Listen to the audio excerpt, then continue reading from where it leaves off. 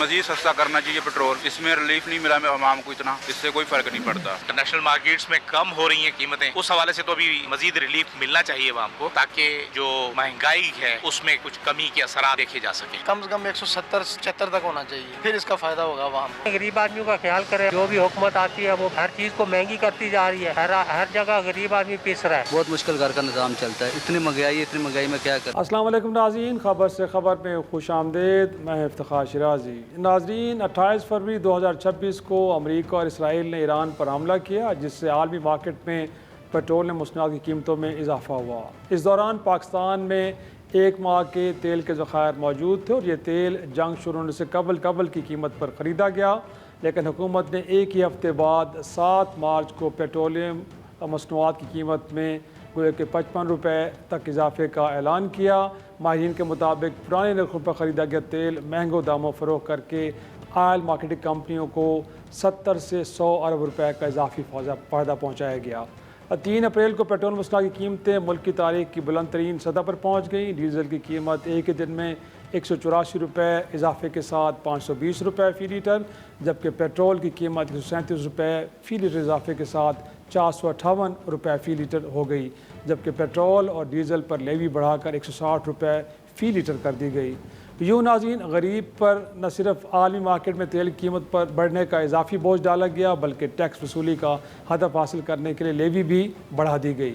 इस दौरान जंग के बाद कीमत में उतार चढ़ाव का कुछ फ़ायदा आवाम को भी पहुँचाया गया। अगरचे सीज़ फायर के बाद आबनाए हुर्मज़ की बंदिश के बावजूद पाकिस्तान को तेल और गैस की फराहमी में कोई ज़्यादा तातुल नहीं आया और अब आलमी मार्केट में पेट्रोलियम मसनूआत की कीमत भी जंग से कबल की सतह पर आ चुकी हैं, जो कि तकरीबन $75 फ़ी बैरल तक गिर गई हैं। लेकिन हुकूमत ने इस दौरान सिर्फ एक बार बड़ी कमी की है पेट्रोल और डीज़ल की कीमतों में। गोया कि पेट्रोल की कीमत में 74 रुपये और डीज़ल की कीमत में 67 रुपीज़ कमी की गई है। इस वक्त भी आलमी मंडी में पेट्रोल मसनूआत की कीमतों में कमी के बावजूद पाकिस्तान में कीमतें ज़्यादा हैं और देखा जाए तो पेट्रोल जंग से पहले की कीमत से 41 रुपये फ़ी लीटर महंगा बिक रहा है, जबकि हाई स्पीड डीज़ल की कीमत जंग से पहले जो कीमत थी उससे 35 रुपये 70 रुपये से ज़्यादा है। पाकिस्तान में 28 फरवरी 2026 तक पेट्रोल की कीमत फ़ी लीटर 258 रुपये 17 पैसे थी, जबकि हाई स्पीड डीज़ल की कीमत 275 रुपये 70 पैसे फ़ी लीटर थी। इस वक्त पाकिस्तान में पेट्रोल 299 रुपये 50 पैसे फ़ी लीटर, जबकि हाई स्पीड डीज़ल 311 रुपये 47 पैसे फ़ी लीटर पर फ़रोख्त हो रहा है। इस वक्त पेट्रोल पर फ़ी लीटर लेवी 67 रुपीज़ 64 पैसे, जबकि हाई स्पीड डीज़ल पर ये लेवी 79 रुपीज़ 54 पैसे ली जा रही है। मुल्क की तारीख में नाज़रीन पहली बार पेट्रोलियम मसनूआत पर रिकॉर्ड 1468 अरब रुपए का टैक्स लेवी भी अवाम अदा करेंगे। नाज़रीन, जंग के ख़ात्मे के बाद और आबनाए हुर्मज़ खुलने के बाद अगरचे हुकूमत ने वज़रा और सरकारी अफसरान के लिए जो बचत इक़दाम किए थे उनके ख़ात्मे का ऐलान किया है। वो कि तमाम की तमाम मराहत बहाल कर दी गई, लेकिन आवाम पर डाला गया इजाफी कीमतों का बोझ अभी तक नहीं हटाया गया। माहिरीन की राय में ये फ़ैसला भी एक बार फिर ऑयल मार्केटिंग कंपनियों को फ़ायदे में नुकसान से बचाने के लिए किया गया है। इस वक्त हमारे साथ मौजूद हैं वफाकी वक़्त बराए सकाफ़त व आसार कदीमा हुज़ैफ़र रहमान साहब। उनसे बात करते हैं और जानने की कोशिश करते हैं कि जो आलमी मार्केट के अंदर कीमतें कम हुई हैं उसका फ़ायदा आम आदमी को क्यों नहीं हो रहा। बहुत शुक्रिया हुज़ैफ़र साहब वक्त देने के लिए। जी बहुत शुक्रिया जी फिरोज़ साहब। जी बस पहला सवाल तो सर यही है, इस वक्त अवाम की जानिब से जो सवाल उठाया जा रहा है वो यही है कि अब आलमी मार्केट के अंदर कीमतें शायद $70-75 फ़ी बैरल पे आ गई हैं और देखा जाए तो अब ये कम अज़ कम पुरानी सतह पे तो कीमतें आ जानी चाहिए कि पेट्रोलियम मसनूआत की, लेकिन देखा यह गया है कि इस वक्त भी पेट्रोल को 41 रुपये और इसी तरह जो डीज़ल है वो 35 रुपये पर लीटर महंगा बिक रहा है जो जंग से पहले के जो कीमतें थीं। क्या कहेंगे सर?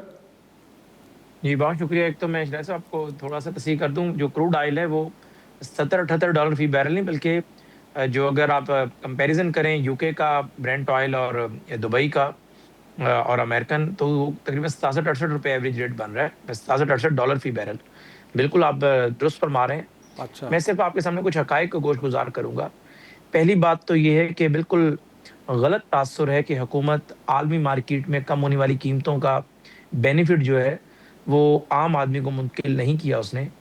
आपको याद होगा कि जब पेट्रोलियम मसनूआत की कीमतें अचानक से $70 फी बैरल से बढ़ी थी और तकरीबन $92 फी बैरल से होती हुई $100 फी बैरल भी क्रॉस कर गई थी, और रियासत के अपने जो है पाकिस्तान में कोई आपके ऑयल के ज़खायर नहीं होते।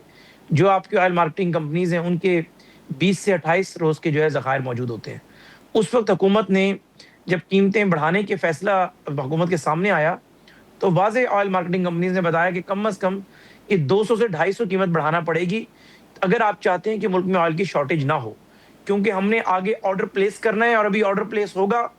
जो हमारा ऑयल रस्ते में होगा, क्रूड ऑयल जिसको हम रिफाइनरी में रिफाइन करेंगे, उसके अलावा जो ऑयल हम मजीद ऑर्डर कर रहे होंगे रेट मजीद ऊपर जा चुका होगा।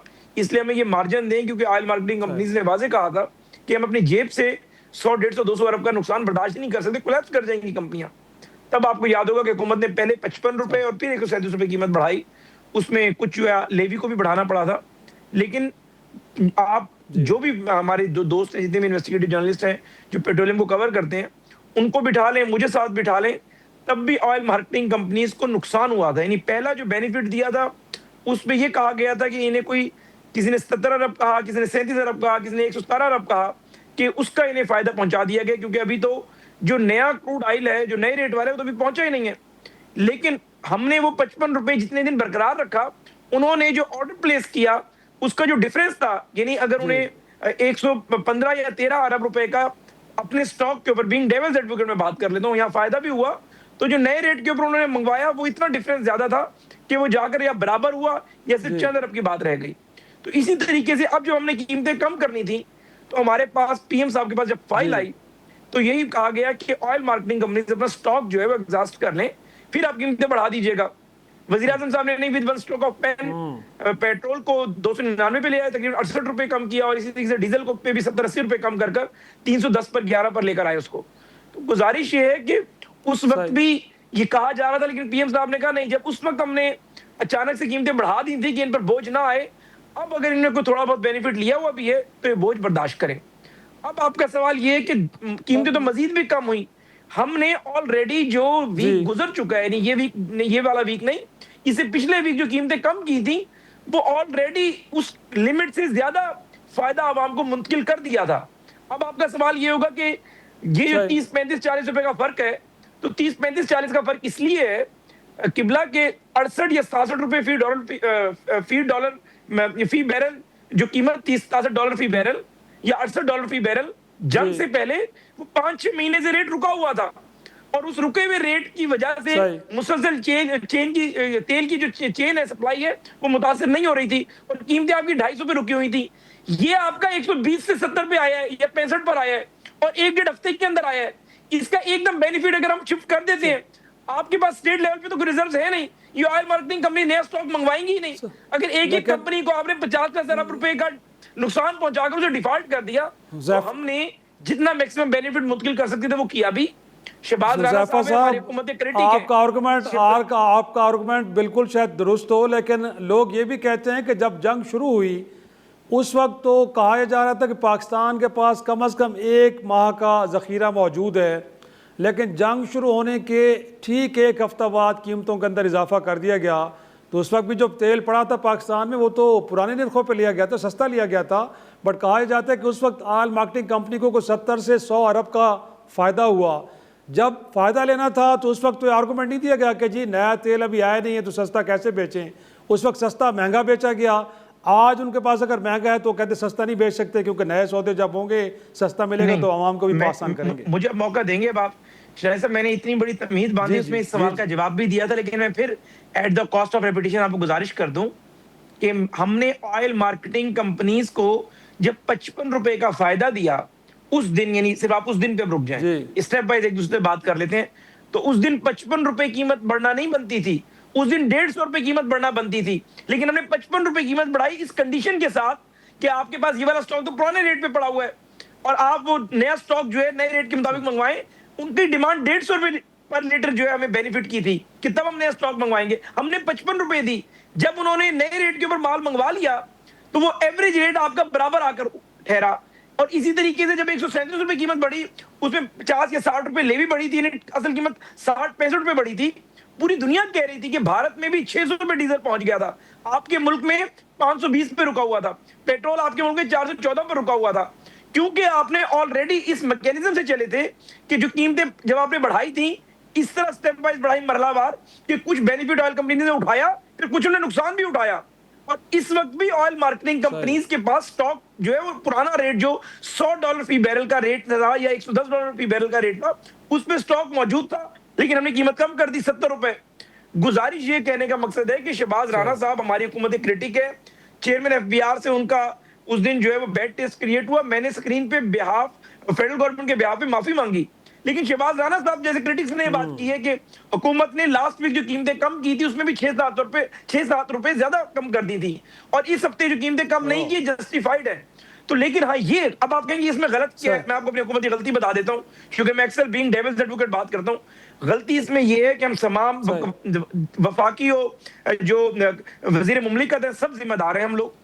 हमें ये बात 6 दिन पहले आप दोस्तों को बतानी चाहिए थी, हमें एजुकेट कर देना चाहिए था कि भाई आप लोग होप में ना रहे, हम ऑलरेडी 70-80 रुपए का बेनिफिट आप लोगों को दे चुके हैं, अब 15-20 दिन बाद इसके ऊपर मजीद कमी होगी, तो लोग उस होप में रहे थे, वो हम नैरेटिव नहीं बना सके। अगर हम वो होप बनने ही ना देते तो मेरे ख्याल से इतनी तनकीद वजीर आजम साहब पे, वजीर पेट्रोलियम पे, वफाकी हुकूमत पे ना आती, ये मैं समझता हूँ।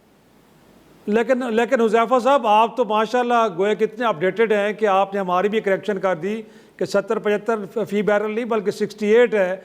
बट इस वक्त जो आपके मुल्क के वजीर पेट्रोलियम है सर, वो जो उज़र पेश कर रहे हैं इस वक्त कीमतें मज़ीद कम ना करने के, वो कह रहे हैं कि जी आलमी मार्केट के अंदर अभी भी 90-91 के ऊपर ट्रेड कर रहा है तेल, तो कैसे आप कह रहे हैं कि जी जंग से पहले की सतह से भी नीचे आ गया है? तो सर उनको भी थोड़ा सा करेक्ट कर दें कि नैरेटिव बिल्डिंग है जिन लोगों ने करनी है वो तो अपडेटेड ही नहीं है खुद। नहीं सर, वो मैं गुजारिश करता हूँ, मेरे भाई हैं वो अली परवेज, नो डाउट एक कॉम्पिटेंट आदमी है, मैं उसे ज़ाती जानता हूँ इसलिए, वरना मुझ में इतनी करेज है मैं स्क्रीन पे बैठे गए तो ये बात बयान ने गलत दिया। अली परवेज साहब एक तो जरा मीडिया के आदमी नहीं है कि नैरेटिव बिल्डिंग और एक एक लफ्ज पे आप लोग लफ्ज पकड़ लेते हैं।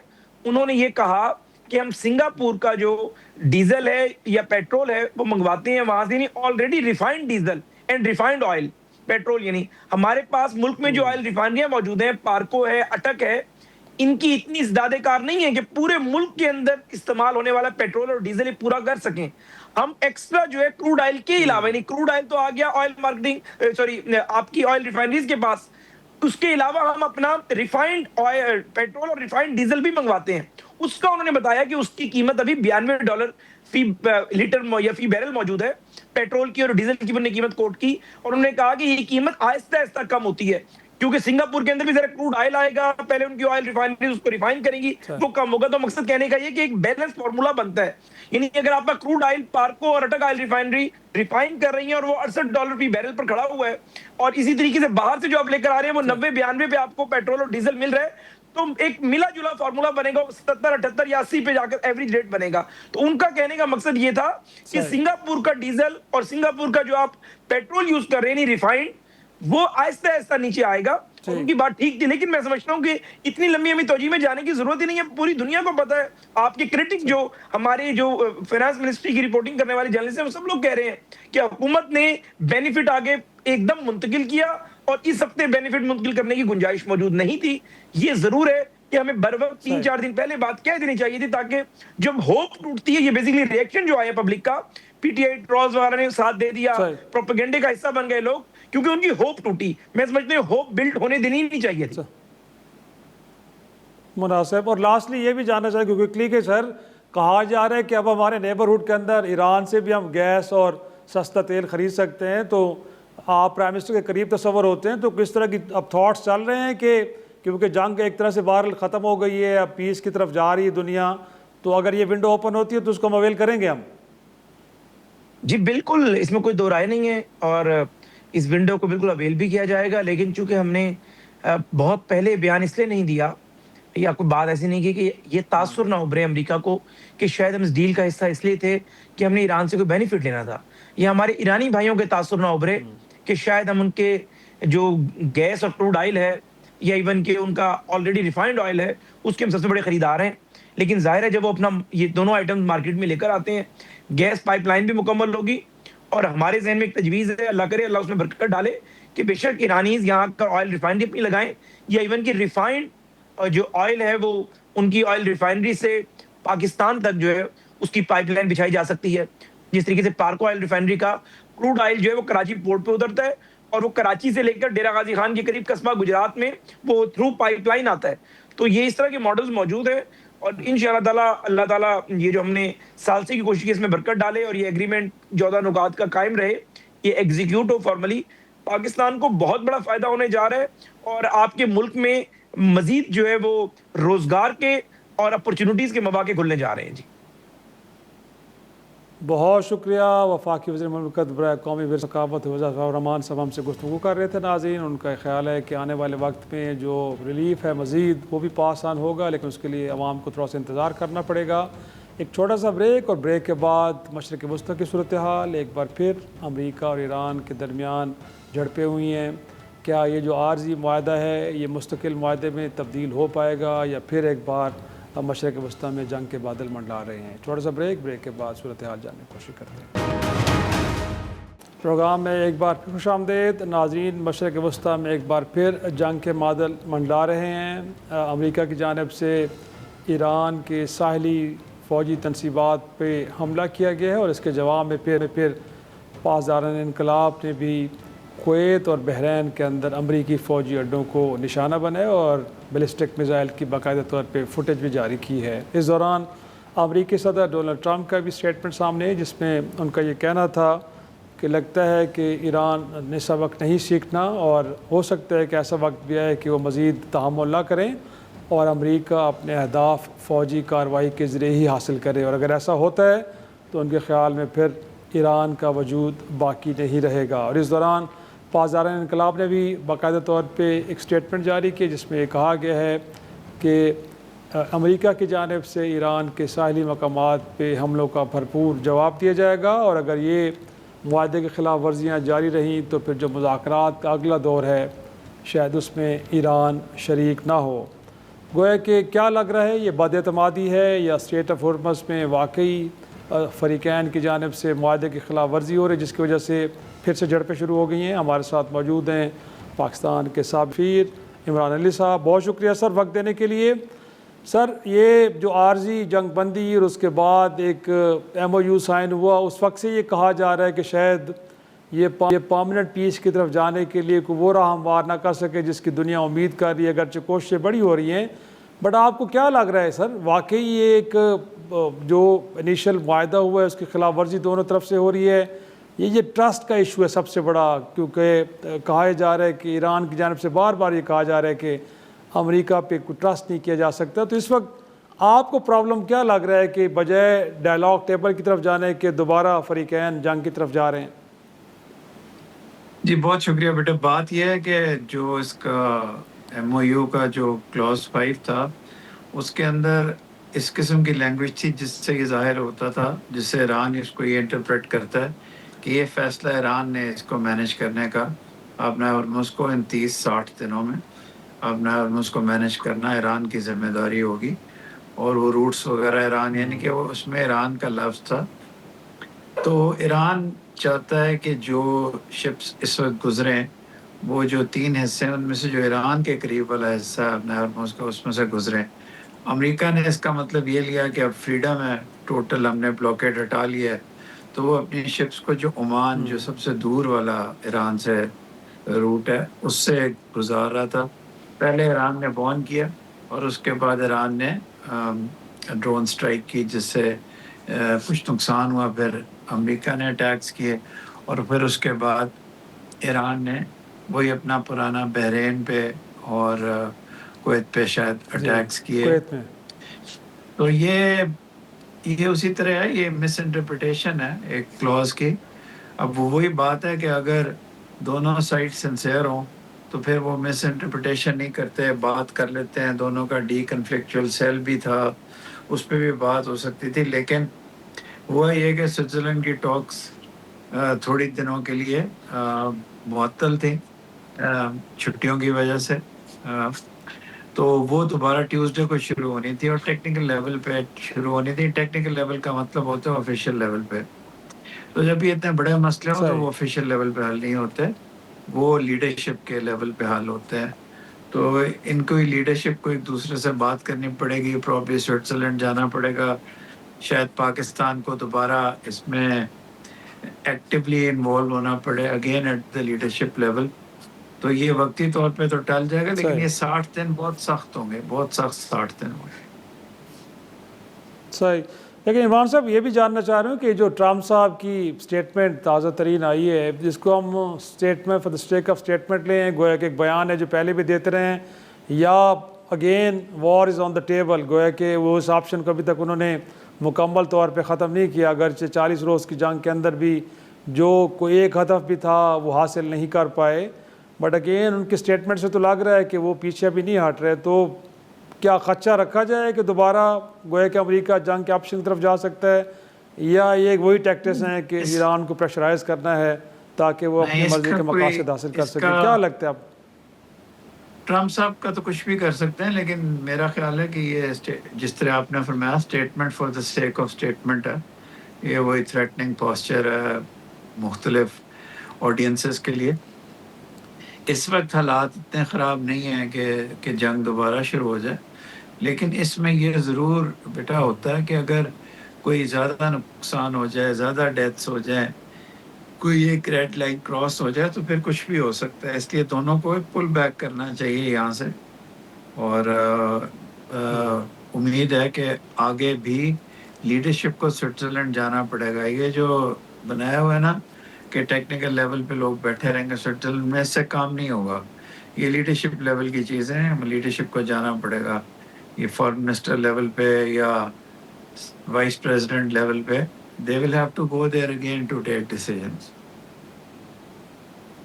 और इनफैक्ट सर ख़ित्ते में अमेरिका की वॉर मशीनरी भी उसी तरह मौजूद है, क्योंकि ये भी एक इंडिकेटर होता है। अगर उन्होंने ईरान की जो बहरी नाकाबंदी है वो तो ख़त्म कर दी है, बट वॉर मशीनरी तो अभी तक मौजूद है वहाँ पे। तो ये भी तो इंडिकेट करती नहीं है कि गोया कि उस ऑप्शन को अभी ऑन रखा गया है कि अगर ये मुज़ाकरात कामयाब नहीं होते, और वो भी अमरीकी टर्म्स के ऊपर, जो यही है कि स्टेट ऑफ हुर्मस का पुराना स्टेटस बहाल कर दिया जाए, जिसमें लगता नहीं है कि ईरान राज़ी होगा। अगरचे वो टॉल नहीं लेना चाहते, बट ख्याल उनका ये है कि वहाँ से अब जो भी बहरी जहाज़ गुजरेगा वो गोया कि ईरान की इजाज़त से, और साथ में कहीं ना कहीं ओमान भी उनके साथ खड़े नज़र आ रहे हैं। तो गोया कि ये अहदाफ तो हासिल होते नज़र नहीं आ रहे। तो फिर इस सूरत में क्या हम उम्मीद करें कि क्या होने जा रहा है फिर आगे? लेकिन जो शिप्स हैं ना, जो शिप्स हैं और जो उनके एसेट्स हैं, अगर वो निकालना चाहें भी ना तो इतनी जल्दी नहीं निकलते, इसमें टाइम लगता है। तो इससे हमें अंदाज़ा नहीं लगाना चाहिए, और वो हर सूरत में 3-4 महीने रखेंगे चीज़ें। जिस तरह ईरान के पास अपना हुर्मुज़ है, उनके पास अपनी मिलिट्री माइट है, तो वो एकदम वहाँ से वकेट नहीं करेंगे। वो सारा कुछ बतदरीज होगा, और उसमें भी मिसट्रस्ट के बहुत एवेन्यूज़ हैं दोनों साइड्स के। तो इसलिए ये चीज़ें आहिस्ता आहिस्ता होंगी, ये एकदम नहीं होंगी। अमेरिका पीस चाहता है, लेकिन आपकी बात सही है, वो एक ऑडियंस को ये प्रूव करना चाहता है कि वो जीता है, जबकि वो जीता नहीं है। तो ये कॉम्प्लिकेशंस रहेंगी। लेकिन मैंने आपसे फिर अर्ज़ किया कि ये ऑफिशियल्स लेवल की, या जिस तरह एडिशनल सेक्रेटरीज़ या इनके लेवल, हमारे एडिशनल सेक्रेटरीज़ के बराबर के जो लोग हैं, टेक्निकल साइट के हैं, डिसार्ममेंट के हैं, जो बैठे हुए हैं स्विट्ज़रलैंड में, ये उनकी बस की बात नहीं है जी। और ये आर्टिकल 5 गौर से पढ़ना चाहिए था अमेरिका को भी, क्योंकि उसमें क्लियरली लिखा हुआ है कि जब तक कोई फैसला नहीं होता तो ईरान का नाम लिखा हुआ है कि Iran will make it's best efforts कि यहाँ से शिपिंग जाए। बेस्ट एफर्ट्स का मतलब है कि एग्जीक्यूटिव अथॉरिटी ईरान के पास रहेगी, रूट्स ईरान डिसाइड करेगा, और अगर कोई एतराज़ है तो बात करनी चाहिए। ये नहीं कि एक तरफ वो बंद करना शुरू हो जाए और दूसरी तरफ आप ड्रोन्स और फिर आप अटैक शुरू कर दें। तो इसका तो मतलब ये है कि आप फिर दोनों गलत तरफ जा रहे हैं। और इसमें भी सर हम देख रहे हैं कि ये गोया के जो शिप्स हैं वो अमरीकी तो नहीं है, दीगर ममालिक के हैं, बट वो भी यकीनी तौर पे इस माहदे के जो छठा नुकता है उसको उन्होंने भी पढ़ा होगा। बट अगेन इस वक्त लग ये रहा है कि वो भी अमरीकी हिदायत को गोया के फॉलो कर रहे हैं, बजाय ये कि वो ईरान के साथ कांटेक्ट में आएँ। तो ये भी लग रहा है कि शायद जो इस वक्त ट्रेड हो रही है उसको भी डायरेक्शंस अमेरिका की जानिब से मिल रही हैं, और वही मजबूरन लगता है कि उनके इंस्ट्रक्शंस को लेके चल रहे हैं, क्योंकि अगर ऐसा ना होता तो यकीनी तौर पे ये डिस्प्यूट आगे ना बढ़ता। कुछ ममालिक हैं वो ईरान के साथ राब्ते में और वो ईरान की साइड से जा रहे हैं, ऐसे ममालिक हैं। और आपकी बात सही है, कुछ ममालिक जो हैं वो ओमान की साइड से इसलिए जा रहे हैं कि वो अमेरिका के साथ राब्ते में हैं। और अब देखिए कुछ 2 दिनों से फिर शिप्स की तादाद कम हो गई है। इसका मतलब है फिर ऑयल की प्राइसेस जो बिल्कुल नीचे आ रही थी वो फिर राइज़ करेंगी। तो इसका हल जो है ना वो यही है कि ये लीडरशिप लेवल पे मिले। और अमेरिका ने इस ख्वाहिश का इजहार किया है कि उनकी जो आर्म फोर्सेस हैं वो पासदारान इनकलाब से मिलना चाहती हैं, तो वो भी शायद यही चाहते हैं। लेकिन मैं ये समझता हूँ कि ईरान को भी बिल्कुल अपना हॉर्मोज का कार्ड यूज़ करें, लेकिन प्रॉब्ली पहले 30 दिन में फ्री शिपिंग की इजाज़त दे दे। ईरान के पास ट्रम्प कार्ड है, वो कभी भी अपना हॉर्मोज को ब्लॉक कर सकता है। प्रोग्राम में एक छोटा सा ब्रेक, वापस आते हैं, गुफ्तगू के सिलसिले को आगे बढ़ाएं। नाज़रीन, प्रोग्राम में एक बार फिर खुश आमदेद। कहीं ऐसा तो नहीं है कि जो एक और गोया के बात की जाती है कि ईरान के अंदर भी जो हार्ड लाइनर्स हैं, गोया के ख़ुद उनके जो रहबर हैं और पासदारान इनकलाब, उनके थाट्स जो सियासी क़यादत है उससे कदर मुख्तलिफ हैं। और जब ये MOU साइन हो रहा तो उस वक्त भी जो मुज्तबा ख़ामेनी की स्टेटमेंट आई थी, उनका ख्याल ये था कि उन्होंने मजबूरन इसकी अप्रूवल दी है क्योंकि उसमें उनको लग नहीं रहा था कि ईरान के अवाम के मफादात का तहफ़्फ़ुज़ किया जा रहा है। तो कहीं ऐसा तो नहीं है कि इस वक्त जो हार्ड लाइनर्स हैं गोया कि वही कमांडिंग और पोजीशन में हैं और वही इस वक्त पॉलिटिकल क़यादत को भी डिक्टेट कर रहे हैं और जो भी फ़ैसले हैं वहाँ से लिए जा रहे हैं। और यकीनी तौर पर सियासी क़यादत अगर चाहती भी है कि सिचुएशन को डीएस्केलेट किया जाए तो शायद उनके हाथ पे कुछ नहीं है। आप सही कह रहे हैं। देखिए, जो मिलिट्री लीडरशिप है ईरान की, वो इस वक्त जंग को कंडक्ट कर रही है, पॉलिटिकल लीडरशिप तो नहीं कर रही। ईरान में भी बाकी मुल्कों की तरह सेक्शंस हैं और इसमें कोई शक नहीं कि हार्ड लाइनर्स चाहते हैं कि वो ट्रस्ट नहीं करते अमेरिका को। तो उनके यहाँ भी जिस तरह अमेरिका में भी ग्रुप्स हैं, इतनी ज़बरदस्त डेमोक्रेसी है वो, तो ये फैक्शंस तो दोनों तरफ हैं। लेकिन इस वक्त डिसीजन मेकिंग जो डिप्लोमेटिक है वो पॉलिटिकल लीडरशिप के पास है, लेकिन जो फौज की हुक्मरानी है जंग में वो तो पासदारान इनकलाब के पास ही है। तो वो किसी किस्म की कॉम्प्रोमाइज शायद नहीं करना चाहते, लेकिन ये चीज़ें चलती रहती हैं। बात यह है कि जब भी ऐसा कोई कॉन्फ्लिक्ट हो उसका हल निकालने की कोशिश करनी चाहिए और मेरा ख्याल है पाकिस्तान को एक्टिवली इन्वॉल्व रहना पड़ेगा। पाकिस्तान इसमें से MOU के बाद अपने आप को बाहर पाकिस्तान को नहीं समझना चाहिए। पाकिस्तान को इन 60 दिनों में हर दूसरे दिन तीसरे दिन दोनों साइड से बात करके इसको आगे बढ़ाना पड़ेगा। कतर को भी करना पड़ेगा। सही। और लास्टली सर, इनफैक्ट एक और फॉल्ट लाइन भी है लबनान। अगरचे लबनान और इसराइल के दरमियान एक एग्रीमेंट तो हो गया बट हिजबुल्लाह उसको तस्लीम नहीं कर रहा और उनका ख्याल ये है कि वो अपनी मुज़ाहमत जारी रखेंगे। तो वो भी आगे चल के अगेन प्रॉब्लमेटिक हो सकता है, क्योंकि पहले भी हमने देखा है कि उसको लेके मुज़ाकरात में तातुल भी। वो बेटे अभी इस वक्त भी प्रॉब्लमेटिक है। वो एक्चुअली सबसे बड़ी फॉल्ट लाइन है और ये जो एग्रीमेंट हुआ है ये बिल्कुल वाहियात एग्रीमेंट है। It's a third class agreement. उसको कौन मानेगा कि लेबनीज आर्मी जाएगी और जाके हिजबुल्लाह को डिसआर्म करेगी? भाई हिजबुल्लाह को आप कैसे डिसआर्म कर सकते हैं जब तक इजराइल वापस ना जाए? और अगर वो जाए तो आप उसके बाद आहिस्ता आहिस्ता कहते हैं। और I think it's a third class agreement आपने हिजबुल्लाह के साथ करना है अगर करना है। ये नहीं हो सकता कि आप हिजबुल्लाह को कैटेगराइज कर दें टेररिस्ट और एग्रीमेंट लेबनीज गवर्नमेंट से कर लें। दैट्स अ वर्थलेस डॉक्यूमेंट वो जो एग्रीमेंट है। और इनफैक्ट ये भी जानना चाहूँगा जो आप कह रहे हैं कि पाकिस्तान और कतर को, इनफैक्ट ट्रम्प साहब ने तो ये भी कहा था कि जी इस मामले में चाइना ने भी बड़ा इंपॉर्टेंट रोल प्ले किया है। तो अगेन अगर जंग दोबारा शुरू होती तो जैसे आपने भी कहा कि ये तो कीमतें फिर ऊपर जाएंगी, तो पूरी दुनिया तो अफोर्ड नहीं कर पा रही। इवन कि यूरोपीय इत्तेहादी भी उनके परेशान रहे इस अरसे के अंदर। तो क्या लगता है कि और प्लेयर्स भी आ सकते हैं कि जो अपना एक्टिव रोल प्ले करें? क्योंकि अब तक तो 2 ममालिक ने सालसी के, कतर और पाकिस्तान ने, बट चीज़ें उस अंदाज में आगे नहीं बढ़ी जैसे कि दुनिया उम्मीद कर रही थी। लेकिन चाइना का जो रोल है ना बहुत सबड्यूड है जो मर्जी ट्रम्प कहता रहे, चाइना ने एक्टिवली इंगेज नहीं किया। चाइना ने पाकिस्तान के थ्रू ज़रूर रोल प्ले किया। चाइना ने उससे पहले उनको सैटेलाइट की और इक्विपमेंट वगैरह शायद भेजी, बट चाइना सामने नहीं आएगा। सामने ये दोनों ममालिक आएंगे।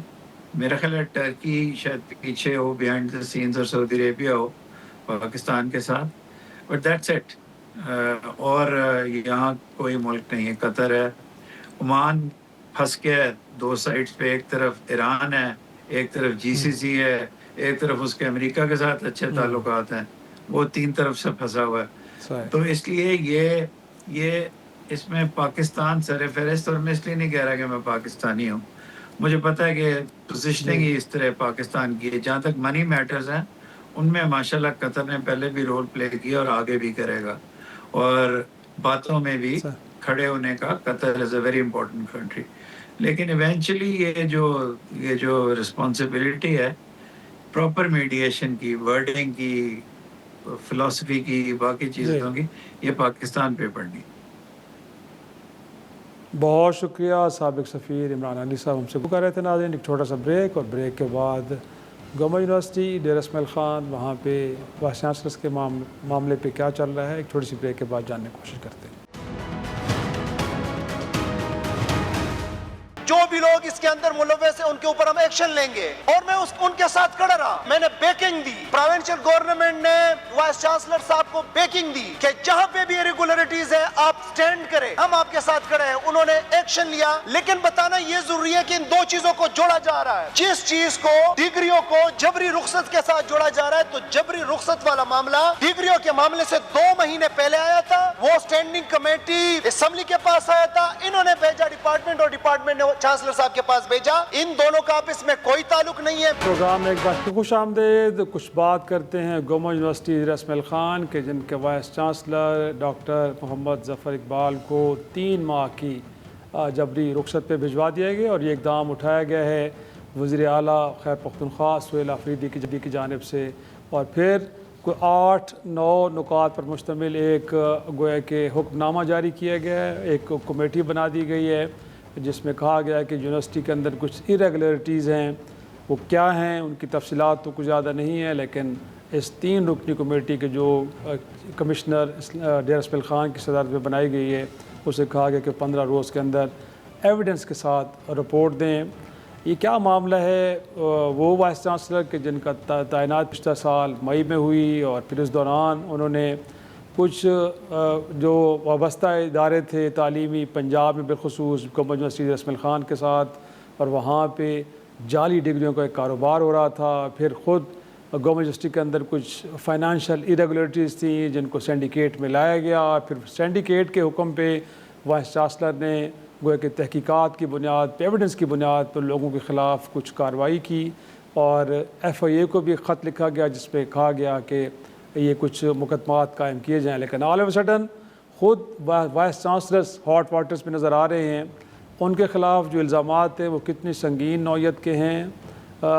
हमने कोशिश तो की है आज खैबर पख्तूनख्वा की हुकूमत के किसी नुमाइंदे बिलखसूस जो वज़ीर इत्तलात है शफ़ी जान साहब के, वो आएँ और इस मामले पर कुछ वजाहत दें कि क्या हो रहा है, लेकिन वो अवेलेबल नहीं हो पाए। तो हमने कोशिश की है। फिर डेरा इस्माइल ख़ान से मारूफ सहाफ़ी हैं सईदुल्लाह मरवत, बहुत शुक्रिया सईदुल्लाह मरवत वक्त देने के लिए। और आप ही से हम जानने की कोशिश करेंगे कि ये गवर्नमेंट यूनिवर्सिटी गोया के एक वाइस चांसलर जिनको आए कम बेश अब 1 साल का अरसा हुआ है, इस दौरान क्या उन पर इल्ज़ामात ऐसे आए हैं कि उनको 3 माह की जबरी रुखसत पे भेजना पड़ा। फिर एक 3 रुकनी कमेटी बना दी गई और उनसे कहा गया है कि जी आप इस सारे मामले को इन्वेस्टिगेट करें और हक़ाइक़ सामने लेके आएँ। फिर कहा यह भी गया है कि जी कुछ आप रिकमेंड भी करें कि इनके खिलाफ़ किस किस्म की कार्रवाई होनी चाहिए। कुछ तफसीलात बताइए। जी शिराज साहब, ये बुनियादी तौर पे इसमें कोई शक नहीं कि यूनिवर्सिटी में कुछ मामला ऐसे थे कि जो माजी से ही काफ़ी अरसे से ये तवज्जो तलब थे, मगर उसको उस तरह से टैकल नहीं किया जा रहा था।